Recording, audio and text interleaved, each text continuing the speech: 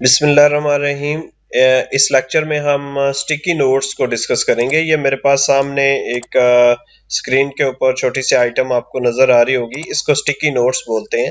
ये बेसिकली बड़ी इंपॉर्टेंट है और अक्सर इसकी ज़रूरत पड़ती रहती है कि हमने याद दहानी के लिए कोई नोट जो है वो सामने लिख के लगाना हो, या इस किस्म की कोई चीज़ हम जो सामने हमारे नज़र आती रहे, कोई अपॉइंटमेंट हम लिखना चाह रहे हैं तो इसको स्टिकी नोट्स बोलते हैं। ये यहाँ पे मैं प्लस का साइन प्रेस करता हूँ, एक और आ जाता है, तो इसको यहाँ से क्रॉस से ये बंद होगा। मैं इसको यस कर देता हूँ।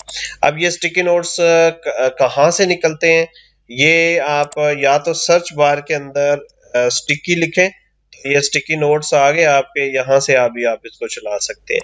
या सेकंड नंबर पे आप स्टार्ट पे क्लिक करें और उसके बाद ऑल एप्स में जाएं।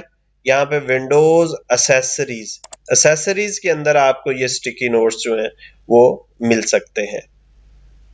इसको जब आप चलाएंगे तो ये स्टिकी नोट्स जो हैं, ये जैसा कि ये ओपन हुआ हुआ है, ये ओपन हो जाएंगे।